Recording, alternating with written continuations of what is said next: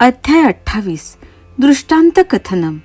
सांताक्रूजच्या लाला लक्ष्मीचंदाला, बऱ्हाणपूरच्या एका बाईला व शिर्डीत परमभक्त मेघाला दृष्टांत म्हणजे भूत भविष्य इत्यादींचे सूचक स्वप्न किंवा प्रत्यक्ष अनुभव देणे. श्री गणेशाला नमस्कार असो, श्री सरस्वती देवीला नमस्कार असो, श्री गुरु महाराजांना नमस्कार असो, श्री कुलदेवतेला नमस्कार असो, श्री सीता व श्री रामचंद्र यांना नमस्कार असो, श्री सद्गुरु साईनाथांना नमस्कार असो. साई बाबा एकाच ठिकाणी मर्यादित नाहीत. ते सर्व सजीव व निर्जीव पदार्थात वस्ती करून आहेत. ब्रह्मदेवापासून ते कीटक, मुंगी, माशीसारख्या अगदी लहान प्राण्यांपर्यंत सर्वांना सर्व ठिकाणी व्यापून आहेत. साईबाबा वेदांतात पारंगत म्हणजे निपुण आहेत आणि परब्रह्म जाणल्याचे लक्षण दाखवितात. अशा प्रकारे दोन्ही गोष्टी तरबेज असल्याने ते सद्गुरूपणाला पात्र आहेत. स्वतः मोठा गाढ विद्वान असेल, परंतु शिष्याला ते ज्ञान सांगता येत नसेल, तर त्या सद्गुरूचे सद्गुरूपण त्याच्याकडेच असू दे. पिता मुलाच्या शरीराला जन्म देतो, पण त्या जन्मापाठोपाठ मरण असते. परंतु गुरु आपल्या मुलासारख्या असणाऱ्या शिष्याचे जन्म व मरण हे दोन्ही घालवितो. म्हणून गुरुच्या हृदयाचा उमाळा अधिक असतो. आता पूर्वीच्या संगतीने स्वप्नांच्या अध्यायाचे श्रवण करा आणि बाबा भक्तांच्या स्वप्नात जाऊन त्यांना कसे दर्शन देत हेही पहा. कोणाला त्रिशूळ काढायला सांगत, तर कोणापाशी खिचडी मागत, तर कोणाला हातात छडी घेऊन पंतोजीच्या रूपाने त्याची पाठ फोडीत असत, तर कोणाला स्वप्नात जाऊन भीती घालून दारू पिण्याची सवय घालवीत असत. अशा प्रकारे भक्तांची अनेक संकटे टाळून त्यांना आपल्या चरणांची गोडी लावीत असत. कशी कोणाची पाठ फोडली, वरवंट्याने छाती ठेचली, ही गोष्ट मागे मी 13व्या अध्यायात सांगितली, ती श्रोत्यांनी आधीच ऐकली आहे. पुढील कथेची नवलाई काय सांगू. धन्य तो ऐकणारा व धन्य तो ती गाणारा किंवा सांगणारा. दोघेही आपापल्या ठिकाणी तल्लीन होतात आणि अक्षय म्हणजे कधीही कमी किंवा नाश न होणाऱ्या सुखाचा लाभ घेतात. खोट्या वाईट गोष्टी व निंदा वगैरे ऐकण्याच्या पापांचे क्षालन करणाऱ्या व सदा पुण्यकारक असणाऱ्या संत कथा पुन्हा पुन्हा स्पष्ट करून सांगूया. आता त्याच कथांचे वर्णन श्रोत्यांना मी सादर करतो. ते नीट लक्ष देऊ नये का, म्हणजे त्यात तुम्हाला साईबाबांचे कृपाळूपण पदोपदी दिसून येईल. राली बंधू हे ग्रीक व्यापारी त्या काळी हिंदुस्थानभर खरेदी करीत असत. त्यांच्या पेढ्या शहरोशहरी होत्या. त्यातील एक मुंबई शहरी होती. तेथील अधिकाऱ्याच्या पदरी सध्या लक्ष्मीचंदांना नोकरी होती. त्या ती विश्वासू व आज्ञाधारक असून तेथे मुन्शीचे म्हणजे पत्र व्यवहार करणाऱ्या चिटणीसाचे काम करीत होते. सुरुवातीला ते रेल्वे खात्यात होते. नंतर व्यंकटेश नावाच्या छापखान्यात कामाला होते. तेव्हा साईंचा समागम त्यांना कसा लाभला ते ऐका. माझा माणूस परदेशात असो की हजारो कोस दूर असो, मी त्याला चिमणीच्या पिल्लाप्रमाणे पायाला दोर बांधून माझ्याकडे ओढून आणीन. असे बाबा कितीदा तरी बोललेले बहुतेक लोकांनी ऐकले आहे आणि अनुभवलेही आहे. त्याच बाबांच्या लीलांचे वर्णन मी आता करतो. देशोदेशींच्या कित्येक चिमण्यांची अनेक पोरे शिर्डीत बाबांनी आणली.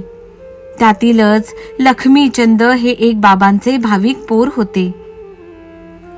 जेव्हा अनेक जन्मात कमावलेले प्रारब्ध कर्म उत्कर्ष पावते, तेव्हा संतांचा समागम प्राप्त होतो आणि मोहामुळे उत्पन्न झालेले अज्ञान नाश पावते. विवेकरूपी अग्नी प्रज्वलित होतो. वैराग्याचा उत्कर्षाचा काळ येतो. संचित कर्मांचा क्षय होतो आणि आयुष्याचे सार्थक होते. श्री साईनाथ एकदा का डोळ्यात भरले की दुसऱ्या कोणाला तेथे जागा नसते. ते डोळे जरी मिटलेले असले तरी चहूबाजूंना असलेले साईबाबा त्यात दिसतच राहतात. एकदा लाला लक्ष्मीचंदांची व माझी भेट झाली असता त्यांनी ज्या स्वानुभवाच्या गोष्टी सांगितल्या आणि प्रेमपूर्वक हृदयाच्या कप्प्यात साठवल्या त्या श्रोत्यांना सांगण्याच्या उत्कंठेमुळे मी आता कथन करतो. लालाजींना साईबाबांचे धरणेच म्हणजे बोलावणे आले पहा. ती ही बाबांची अलौकिक लीला आहे. काना मनाला एक करून श्रोत्यांनी ती ऐकावी. इसवी सन 1910 सालच्या नाताळातील दिवस होते पहा. लालाजींना तेव्हा शिर्डीला जाण्याचा योग लाभला. तेव्हाच त्यांना साईबाबांचे प्रथम दर्शन झाले. परंतु हा योग येण्याची सूचक खूण 1-2 महिन्या आधीच घडून आली होती. कशी ते ऐका. सांता क्रूज गावी असताना ध्यानी मनी काही नसताना लालाजींना अचानक एक स्वप्न पडले आणि त्यात एक आश्चर्यकारक प्रत्यक्ष अनुभव आला. भक्तगणांनी चहूबाजूंनी घेरलेला एक दाढीवाला म्हातारा साधू उभा असलेला लक्ष्मीचंदांनी पाहिला आणि त्यांनी त्याला प्रेमाने नमस्कार केला. पुढे लक्ष्मीचंद गणुदासांचे कीर्तन ऐकण्यासाठी दत्तात्रय मंजुनाथ बिजूर नावाच्या गृहस्थाकडे आले. दासगणूंच्या नेहमीच्या पद्धतीप्रमाणे साईबाबांची छबी तेथे समोर ठेवलेली होती.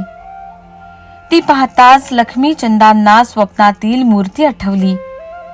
तीच दाढी, तेच वय, तेच अवयव व तेच पाय पाहून लक्ष्मीचंदांना तोच हा आपल्या स्वप्नातील महात्मा आहे अशी खात्री झाली आणि त्यांचे मन गुंग झाले.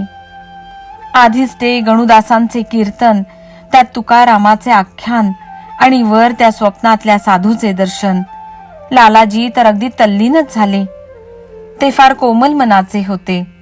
त्यांच्या डोळ्यात प्रेमाश्रू गोळा झाले आणि या प्रेमळ मूर्तीला मी कधी पाहीन अशी त्यांच्या जीवाला तळमळ लागली. आधी जी मूर्ती स्वप्नात पाहिली तिचीच हुबेहूब नक्कल कीर्तनात दिसली. तिच्याकडेच त्यांचे लक्ष लागले आणि दुसरे काही मनात येईना. शिर्डीची सोबत देणारा कोणी मित्र भेटेल का? या संतांच्या चरणी प्रत्यक्ष मस्तक मी कधी ठेवीन? या साधूचे दर्शन मला कधी होईल आणि त्याचा प्रेमानंद मला भोगायला मिळेल का? अशी लक्ष्मीचंदांना सारखी हुरहुर लागून राहिली. आता वाट खर्चाची सोय लावली पाहिजे. आता पुढे काय करावे म्हणजे या साधूचे दर्शन लवकर होईल याचा उपाय शोधला पाहिजे. देव सदा भावाचा भुकेला असतो. कसा चमत्कार झाला पहा. त्याच रात्री 8 वाजता लालाजींच्या मित्राने त्यांचा दरवाजा ठोठावला. दार उघडून पाहतात तो त्यांचा स्नेही शंकरराव आलेला. त्याने विचारले, शिर्डीला येता का? आधी केडगावी नारायण महाराजांच्या दर्शनाला जाण्याचे मनात होते, परंतु आता मनात आले की आधी शिर्डी येथे जावे. ज्याकरिता खटपट करावी ते जणू काय आपोआप चालून यावे असे झाले. लक्ष्मीचंदांच्या मनात आनंदाला सीमा राहिली नाही. त्यांनी चुलत भावाकडून 15 रुपयांची रक्कम उसनी घेतली.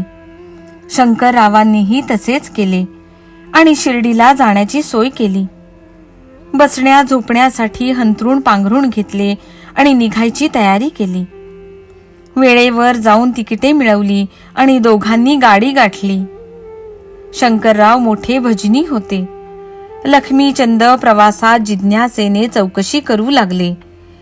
शिर्डीकडील कोणीही लोक भेटले तर त्यांना नमस्कार करून म्हणत, आम्हाला साईबाबांचा महिमा व खात्री पटण्यासाठी काही अनुभव सांगा. अहमदनगरच्या बाजूला साईबाबा अतिप्रख्यात मोठे संत आहेत. त्यांचे काही अनुभव आम्हाला निश्चितपूर्वक सांगा. तेथे डब्यात 4 मुसलमान होते, ज्यांचे राहण्याचे ठिकाण शिर्डी जवळ होते. त्यांच्याशी परस्पर गप्पा गोष्टी करून लक्ष्मीचंदांना समाधान वाटले. लक्ष्मीचंद मोठे भाविक होते. त्यांनी त्या मुसलमानांना साईबाबांची काही माहिती असल्यास आम्हाला सांगा असे मोठ्या प्रेमाने विनविले. तेव्हा त्यांनी उत्तरात सांगितले की साईबाबा महान संत आहेत. शिर्डीत कित्येक वर्ष निवास करून आहेत आणि फार मोठे अवलिया आहेत. अशा प्रकारे बोलता चालता आनंदाने प्रवास करीत असता दोघे कोपरगावी पोहोचता शेठजींना आठवण झाली की साईबाबांना पेरू आवडतात. कोपरगावी पेरू पिकतात आणि गोदावरीच्या काठी विकायला येतात. ते घेऊया म्हणजे बाबांना अर्पण करता येतील. परंतु गोदावरीच्या काठी पोहोचल्यावर तेथील सुंदर देखावा पाहून मनाला इतका आनंद झाला की टांगा पलीकडच्या काठावर सुद्धा पोहोचला आणि लक्ष्मीचंद पेरूची गोष्ट विसरले. तेथून शिर्डी 4 गाव दूर आहे. टांगा भरधाव निघाला. आता लक्ष्मीचंदांना पेरूची आठवण झाली, परंतु तेथे तर पेरूंचा ठिकाणाच नव्हता. इतक्यात एक म्हातारी डोक्यावर टोपली घेऊन टांग्याच्या पाठी मागून धावताना दिसली. तिच्यासाठी टांगा थांबविला तर पेरूच भेटण्यासाठी आले की. लक्ष्मीचंदांनी आनंदभरीत होऊन निवडून निवडून पेरू घेतले आणि टोपलीत शिल्लक राहिले ते म्हातारीने माझ्याकरिता बाबांना अर्पण करा असे म्हणून देऊन टाकले. आधी पेरूची आठवण, मग विस्मरण, नंतर म्हातारीची अचानक भेट आणि तिची ती साई भक्ती, हे सर्व पाहून दोघेही मनात आश्चर्य करू लागले. सुरुवातीला एक म्हातारा स्वप्नात दिसला, तोच पुढे कीर्तनात आढळला. त्याचीच ही म्हातारी कोणी नसेल ना, असा संशय लालाजींच्या मनात आला. मग टांगा पुढे हकलला आणि बोलता बोलता ते दोघे शिर्डीला येऊन पोहोचले. दुरून मशिदीची निशाणे दिसली आणि दोघांनी भक्तिभावाने त्यांना वंदन केले. मग लगेच पूजेचे साहित्य घेऊन ते मशिदीत गेले आणि साईबाबांचे दर्शन घेऊन मनात आनंदाने तृप्त झाले. अंगणाच्या दारातून सभा मंडपात प्रवेश केल्यावर दुरून बाबांची मूर्ती पाहून त्यांचा कंठ दाटून आला. इच्छित मूर्तीचे दर्शन झाल्यामुळे लक्ष्मीचंद तल्लीन झाला. भूक तहान विसरून गेला आणि आत्म्याची जाणीव झाल्याने होणारा आनंदरूपी उत्साह प्राप्त करता झाला. हातात स्वच्छ पाणी घेऊन त्याने बाबांचे चरण कमल धुतले आणि अर्धपाद्यांसह सर्व पूजा करून श्रीफळ अर्पण केले. धूप दीप तांबूल व दक्षिणा वगैरे पूजोपचार संपविले. मनातल्या मनात प्रदक्षिणा घातली आणि बाबांच्या गळ्यात फुलांचा हार घालून लक्ष्मीचंद पायांशी बसला. लक्ष्मीचंद प्रेमळ भक्त होता. त्याला गुरुकृपेचा आनंद मिळाला आणि भुंग्याप्रमाणे साई चरणरूपी कमल पाहून तो तेथेच रमला. तेव्हा बाबा म्हणाले, साले, रास्ते में भजन करते और दूसरे आदमी को पूछते, क्या दूसरे से पूछना, सब कुछ अपने आंखों से देखना, काय को दूसरे आदमी को पूछना, झूठा है क्या सच्चा सपना, कर लो अपना विचार आप, मारवाड़ी से लेकर उछीती, क्या जरूर दर्शन की होती, हुई क्या अब मुराद पूर्ती. हे ऐकून लक्ष्मीचंदांना मनात नवल वाटले. वाटेत आपण चौकशी केली, ती येथे बाबांना कशी कळली, याचेच मोठे आश्चर्य लक्ष्मीचंदांच्या मनाला वाटले. आपणास घरी स्वप्न पडले, आगगाडीत आपण भजन केले, या घडलेल्या गोष्टी बाबांना कळल्या कशा. खरेच केवढे हे अंतर्ज्ञान. दर्शनाची उत्कंठा तर होती, पैशाची उणीव खरेच होती, म्हणून उसने घेऊन पुरवठा केला होता, हे सुद्धा यांना ठाऊक आहे पहा.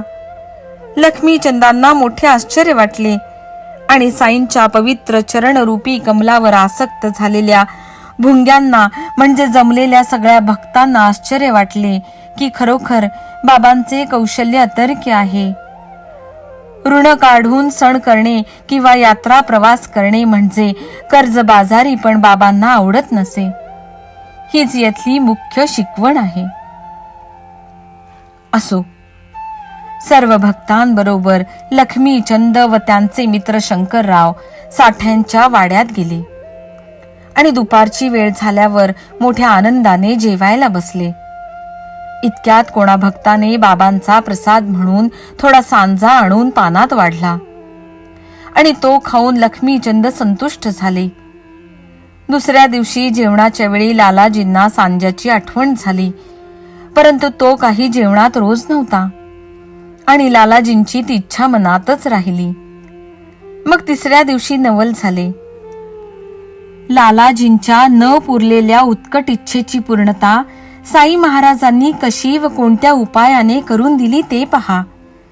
त्या दिवशी दुपारी नेहमीप्रमाणे जोग, गंध, अक्षता, फुले वगैरेंसह घंटा, निरांजन, पंचारती घेऊन मशिदीत आले आणि बाबांना विचारू लागले, आज नैवेद्य कोणता आणू बरे?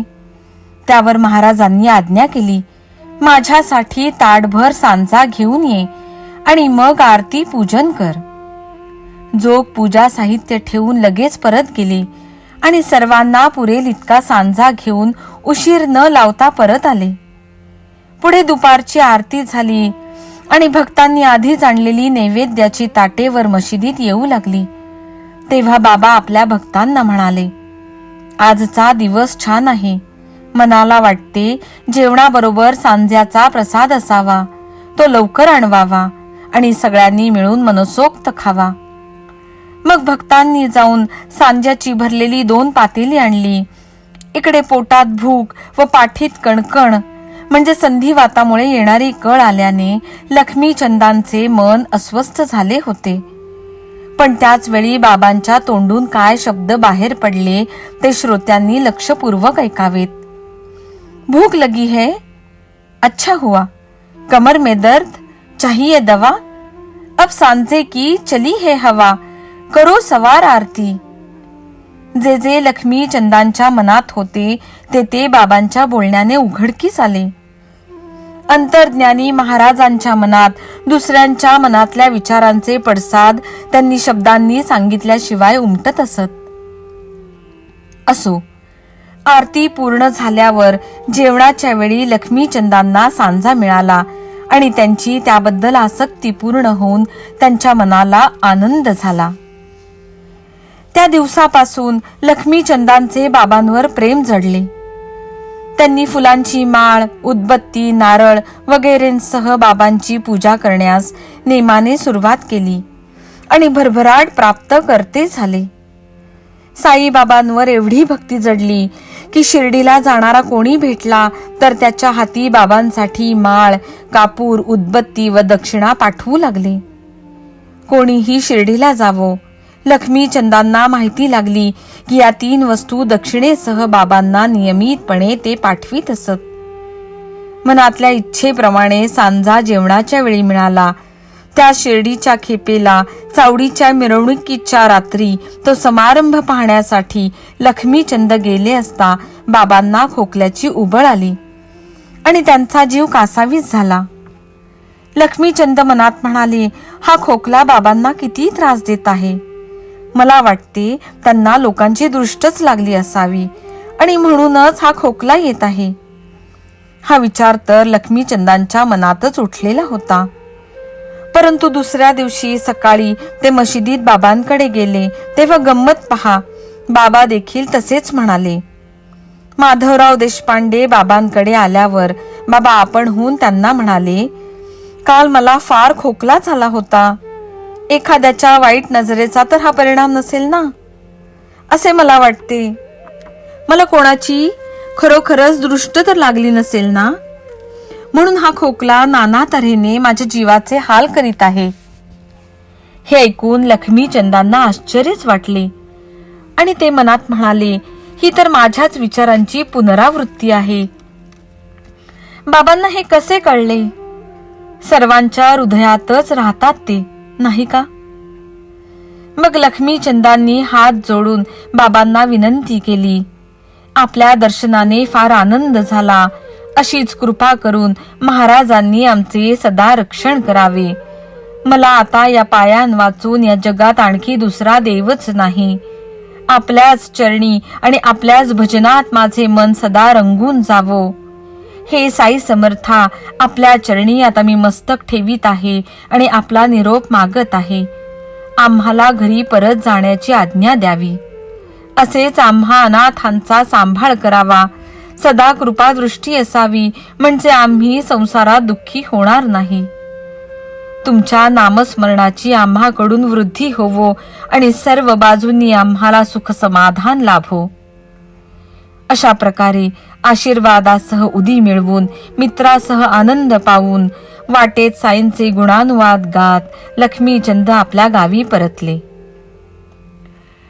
अशीच एक आणखी दुसरी चिमणी बाबांनी बांधून शिर्डीत आणली. ती चिमणी म्हणजे एक प्रेमळ बाई होती. तिची कथा मोठी आश्चर्यकारक आहे. मध्य प्रदेशात बऱ्हाणपूर शहरी असताना तिला दृष्टांत झाला आणि त्यात तिने साईबाबांना पाहिले. पूर्वी कधीही तिने साईबाबांचे प्रत्यक्ष दर्शन घेतले नव्हते. तरी बाबा स्वप्नात तिच्या दाराशी आले आणि खिचडीचे जेवण मागू लागले. बाई तात्काळ जागी होऊन पाहू लागली तर तेथे कोणीच नव्हते. तिने मग हा दृष्टांत सर्वांना लगबगीने सांगितला. तिचा नवरा त्याच शहरात टपाल खात्यात अधिकारी होता. पुढे अकोल्याला बदली झाल्यावर त्याने शिर्डीला जाण्याची तयारी केली. हे जोडपे मोठे भाविक होते. दृष्टांताचे त्यांना कौतुक वाटले. साईची लीला त्यांना अलौकिक वाटली आणि त्यांचे प्रत्यक्ष दर्शन घेण्यासाठी ते फार उत्सुक झाले. एक सोयीस्कर दिवस पाहून ती दोघे शिर्डीकडे निघाली. वाटेत पवित्र गोदावरी नदीला नमस्कार करून ती शिर्डीत येऊन पोहोचली. प्रेमाने बाबांचे दर्शन घेतले, भक्तीने पूजा केली आणि नंतर दररोज बाबांच्या चरणांची सेवा करून सुखी झाले. असे ते जोडपे आनंदी मनाने शिर्डीत 2 महिने राहिले. बाबा देखील त्यांच्या भावभक्तीने व खिचडीच्या जेवणाने संतुष्ट झाले. खरे म्हणजे ते जोडपे बाबांना खिचडीचे जेवण देण्यासाठी शिर्डीत आले होते. परंतु 14 दिवस होऊन गेले तरी खिचडीचा नैवेद्य देण्याचा तसाच राहून गेला. केलेल्या संकल्पाची ही दिरंगाई त्या बाईच्या मनाला आवडली नाही आणि 15व्या दिवशी दुपारी खिचडी घेऊन ती मशिदीत आली. तेथे तिला समजले की पडदे सोडले आहेत आणि बाबा आपले सगळे भक्त बरोबर घेऊन आधीच जेवायला बसलेले आहेत. असे जेवण चाललेले असताना पडद्याच्या आत कोणी जात नसे. परंतु त्या बाईला घाई झाली होती आणि खाली अंगणात ती स्वस्थ बसू शकली नाही. केवळ खिचडीच्या नैवेद्याच्या आनंदासाठी तिने अकोल्याहून शिर्डीचा प्रवास हाती घेतला होता. तेव्हा तिची अशी अपूर्व उत्कंठा गप्प कशी राहील. कोणाचेही काही न ऐकता आपल्याच हाताने पडदा बाजूला सारून कोणाची परवानगी न घेता तिने आत आपला प्रवेश करवून घेतला आणि आपली इच्छा पुरवून घेतली. तेव्हा बाबांनी मोठे नवल केले. खिचडीसाठी इतके भुकेले झाले की तीच आधी मागू लागले आणि दोन्ही हातांनी ताटच धरले. खिचडी पाहून त्यांना अत्यंत आनंद झाला आणि त्यांनी घासावर घास उचलून आपल्या तोंडात टाकले. बाबांची ही आतुरता पाहून सगळ्यांच्या मनाला मोठे कौतुक व आश्चर्यही वाटले. परंतु नंतर खिचडीची सर्व कहाणी ऐकल्यावर साईबाबांची असामान्यता त्यांच्या लक्षात आली.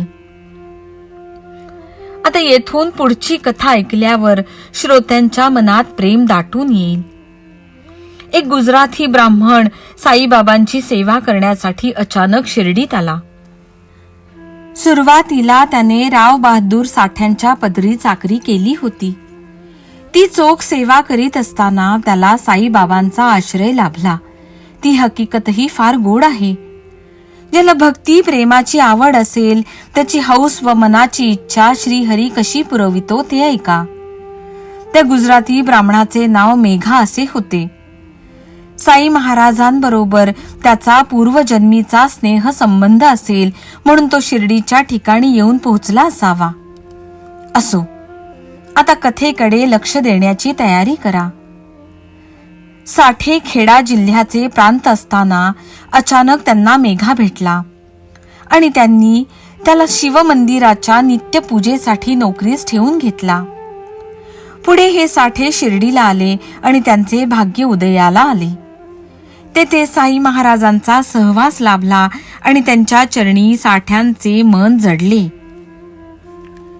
शिर्डीत बाबांच्या दर्शनाला येणाऱ्या यात्रेकरूंचा रगडा म्हणजे गर्दी पाहून त्यांच्या मनाचा धडा म्हणजे निश्चय झाला की येथे आपला वाडा असावा, म्हणजे बिऱ्हाडाची सोय होईल. मग गावातले पुढारी गोळा केले आणि त्यासाठी जागा मिळवली. बाबा सुरुवातीला जेथे निंबाच्या झाडाखाली प्रगट झाले होते ते स्थान वाड्यासाठी निश्चित केले. या पवित्र जागेच्या महिम्याचे वर्णन 4थ्या अध्यायात पूर्वीच आले आहे, तेव्हा ते पुन्हा सांगण्याची जरुरी नाही.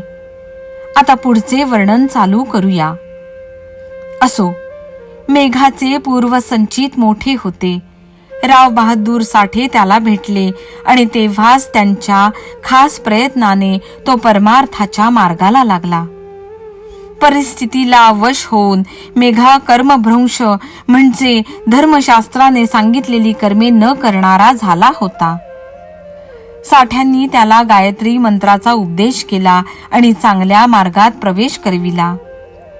मेघा साठ्यांच्या चाकरीला लागला आणि एकमेकांचे प्रेम वाढले.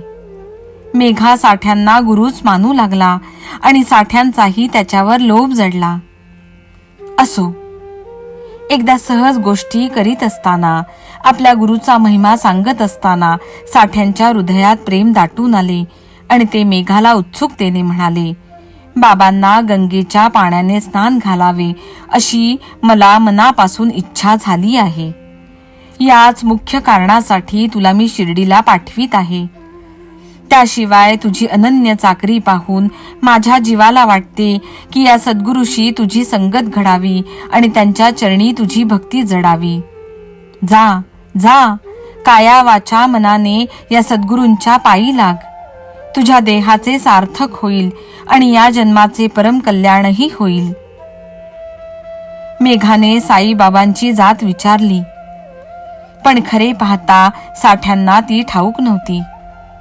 साठे म्हणाले, मशिदीत राहतात म्हणून त्यांना कोणी अविंधही म्हणजे कान न टोचलेले मुसलमानही म्हणतात.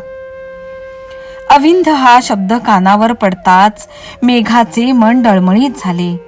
त्याच्या मनात विचार चालले, यवनापेक्षा नीच आणखी कोण व त्याचे गुरुत्व ते कसले. नाही म्हणावे तर साठे रागावतील आणि होय म्हणावे तर आपली दुर्गती म्हणजे नरकात जाणे निश्चित. मेघाला काय करावे ते कळेना आणि तो चिंतेत पडला. त्याला इकडे आड व तिकडे विहीर झाले. मन अस्थिर व दोलायमान झाले. परंतु साठ्यांचा फार आग्रह झाल्याने त्यांनी बाबांचे दर्शन घेण्याचा निश्चय केला. पुढे मेघा शिर्डीला आला आणि मशिदीच्या अंगणात येऊन पोहोचला. जसा तो पायरी चढू लागला, बाबांनी लीला करण्यास सुरुवात केली. उग्र स्वरूप धारण केले आणि दगड हातात घेऊन ओरडले, खबरदार, पायरीवर पाय ठेवलास तर ध्यानात ठेव, या जागेत मुसलमानाचे राहणे आहे. तू तर उच्च जातीचा ब्राह्मण आणि मी तर नीचाचा नीच यवन. माझा तुला विटाळ होईल. जा तू परत येथून. ते कातवलेपणाचे बाबांचे रूप म्हणजे जणू काय प्रलय काळातील रुद्राचे स्वरूपच होते. पाहणाऱ्याचा थरकापच होईल. मेघा तर चळचळ कापू लागला. परंतु बाबांचा हा राग वरवरचा असे. हृदयात तर त्यांच्या दयेचा पूर वाहत असे. मेघा आश्चर्याने थक्क झाला की बाबांना माझ्या मनातले कळले कसे. कोठे खेडा जिल्हा दूर, कोठे अहमदनगर लांब. माझे जे संशयाने भारलेले मन होते त्याचे प्रगट करणे म्हणजेच हा बाबांचा क्रोध आहे. बाबा जो मारायला धावत होते तो मेघाचे धैर्य खचत होते. त्याचे एक एक पाऊल मागे पडू लागले आणि पुढे जाण्याचा त्याला धीर होईना. नंतर असाच काही दिवस तो शिर्डीत राहिला. बाबांचा राग रंग पाहिला आणि शक्य ती सेवा करीत राहिला. परंतु दृढ विश्वास पटला नाही. पुढे मग तो घरी परत गेला.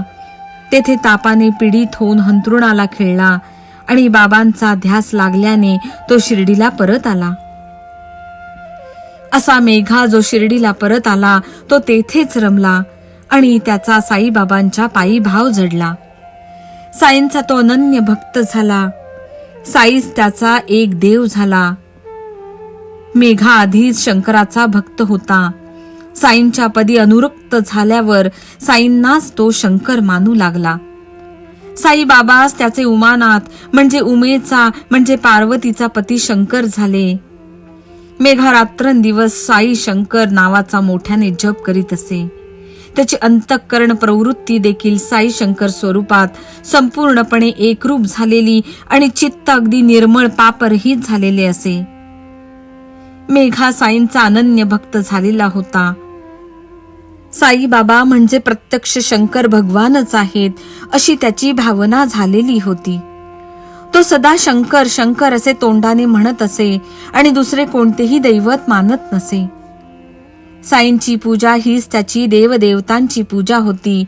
साईच त्याचे गिरिजा रमण म्हणजे गिरिजेचा म्हणजे पर्वताच्या कन्येचा रमण म्हणजे पती म्हणजे शंकर होते. याच विचाराचा रोख मनात पक्का धरून मेघा सदा प्रसन्न चित्त होता. शंकराला बेलाच्या पानांची फार आवड असते.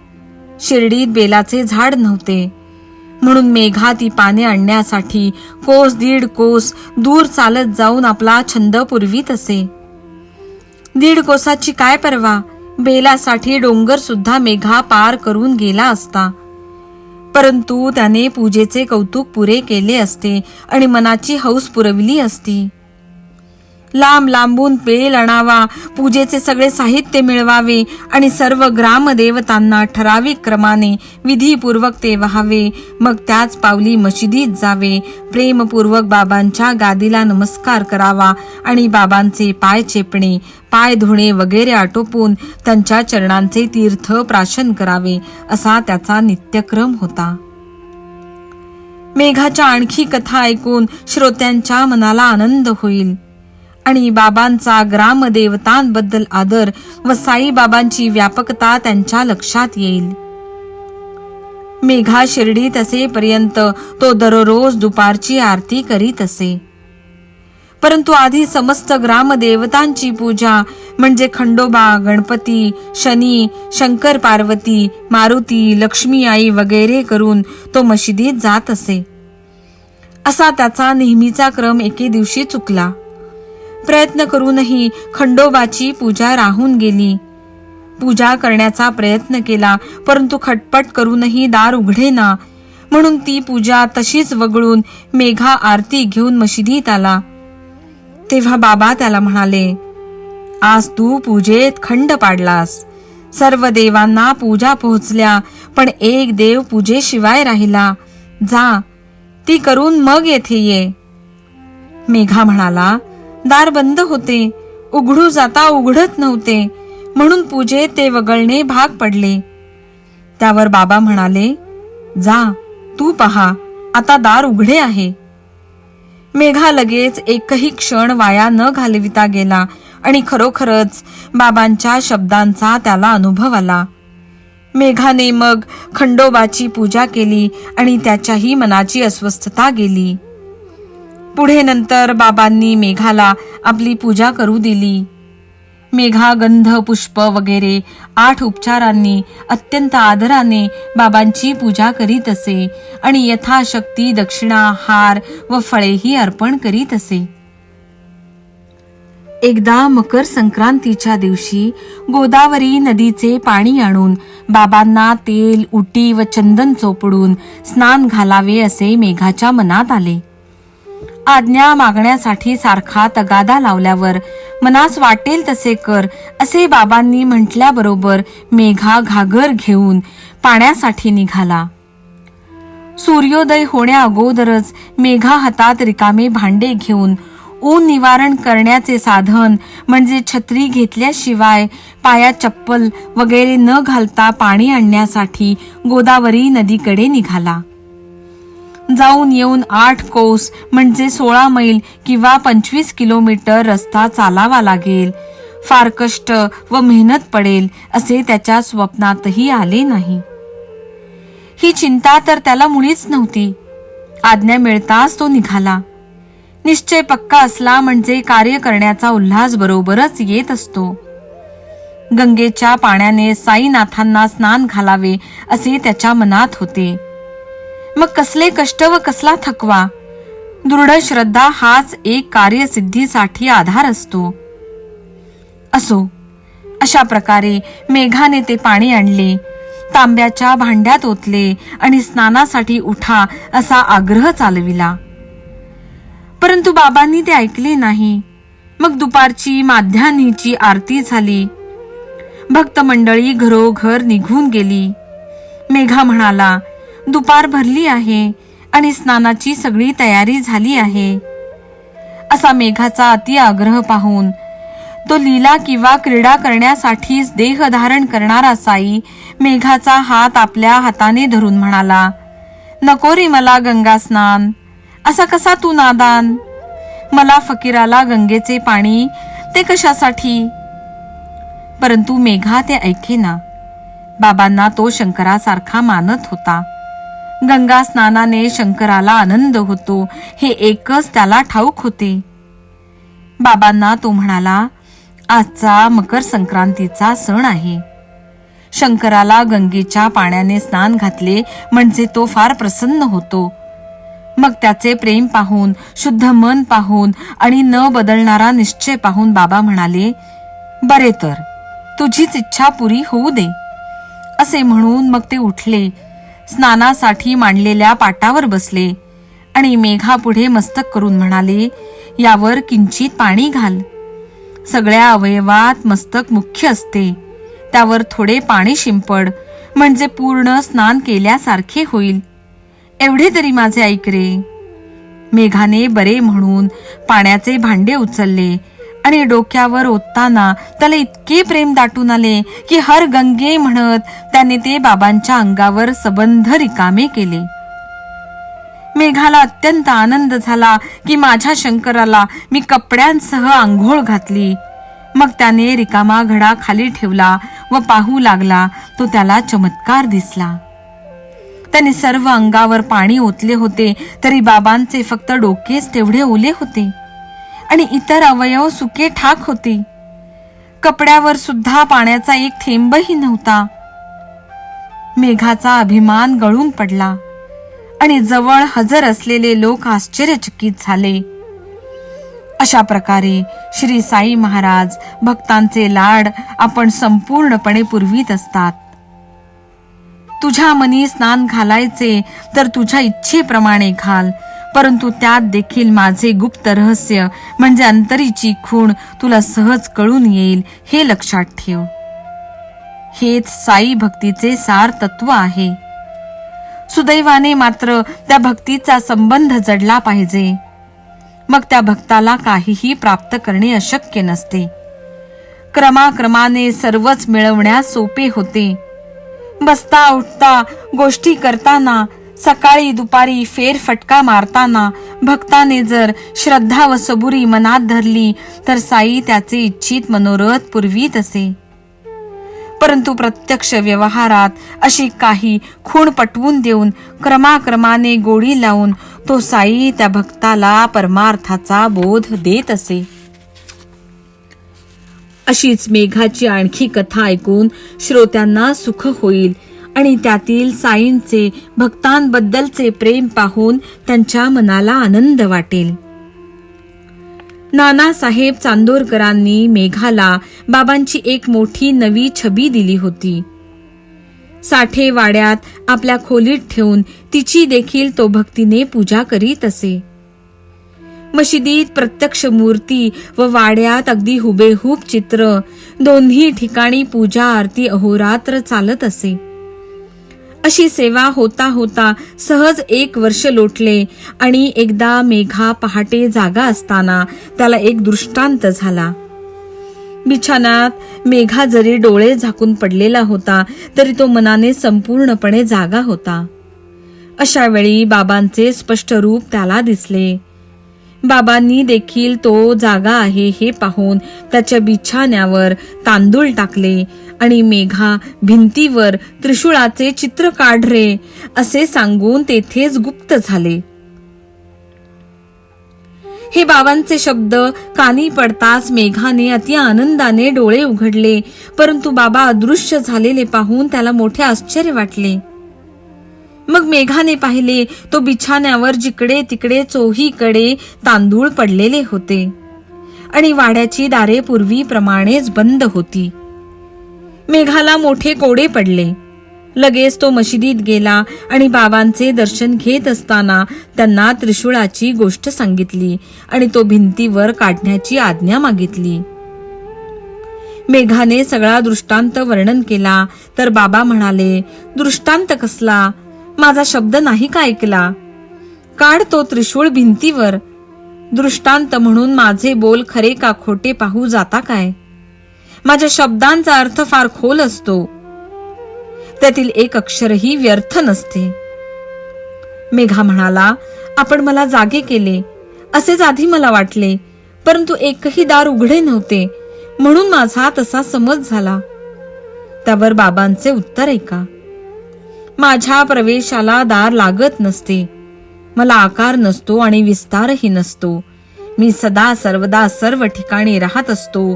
माझ्यावर भार टाकून जो खरोखर माझ्याशी एकरूप झाला असेल त्याचा सर्व शरीर व्यापार मी सूत्रधार चालवीत असतो. असो, पुढे त्रिशूळ काढण्यास सांगण्यात बाबांचा हेतू किती कौशल्यपूर्ण व आश्चर्यकारक होता ते काळजीपूर्वक ऐका, म्हणजे त्याच्या संबंधीची खात्री पटेल. इकडे मेघा जो वाड्यात परत आला तो त्याने त्रिशूळ काढायला प्रारंभ केला. भिंतीवर बाबांच्या चित्राशेजारी लाल रंगाची त्रिशूळाची आकृती काढली. दुसऱ्या दिवशी मशिदीत एक रामदासी पंथाचा बाबांचा भक्त पुण्याहून आला आणि बाबांस नमस्कार करून त्याने शंकराचे लिंग बाबांना अर्पण केले. इतक्यात मेघा सुद्धा तेथे आला आणि त्याने बाबांना साष्टांग प्रणिपात केला. बाबा त्याला म्हणाले, हा शंकर आला, त्याला आता तू सांभाळ.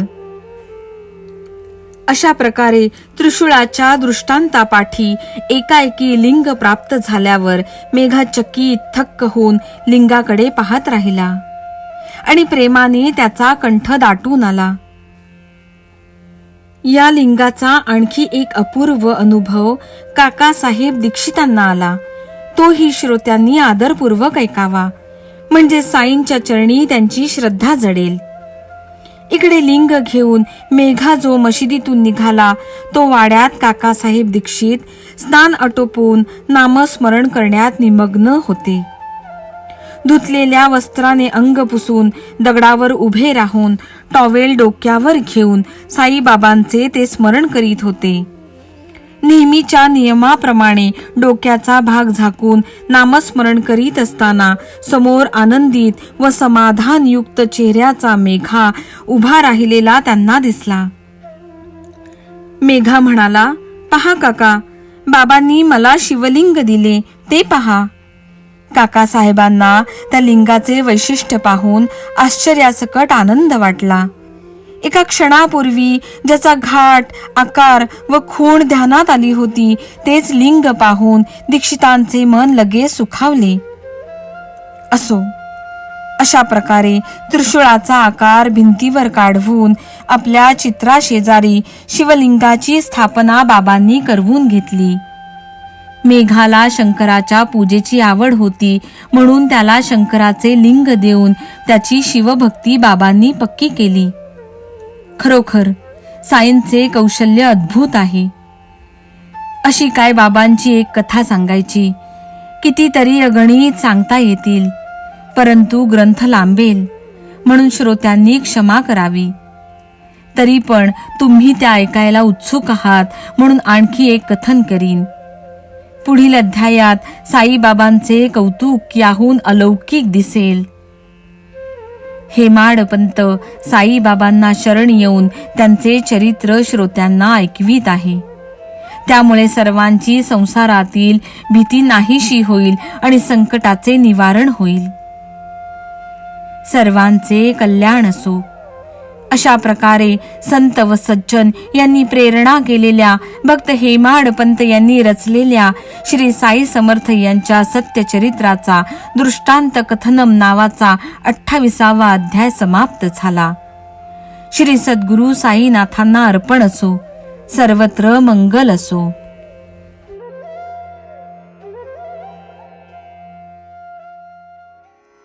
शिर्डी सजाचे लागतील पाय, टळती अपाय सर्व त्याचे. माझ्या समाधीची पायरी चढेल, दुःख हे हरेल सर्व त्याचे. जरी हे शरीर गेलो मी टाकून, तरी मी धावेन भक्तांसाठी. नवसास माझी पावेल समाधी, धरा दृढ बुद्धी माझ्या ठाई. नित्य मी जिवंत जाणा हेची सत्य, नित्य घ्या प्रचित अनुभवे. शरण मज आला आणि वाया गेला, दाखवा दाखवा ऐसा कोणी. जो जो मज भजे जैसा जैसा भावे, तैसा तैसा पावे मीही त्यासी. तुमचा मी भार वाहीन सर्वथा, नव्हे हे अन्यथा वचन माझे. जाणा येथे आहे सहाय्य सर्वांचं, मागे जे जे त्यास ते ते लाभे. माझा जो जाहला काया वाचा मनी, तयाचा मी ऋणी सर्व काळ. साई म्हणे तोची तोची झाला धन्य, झाला जो अनन्य माझ्या पायी.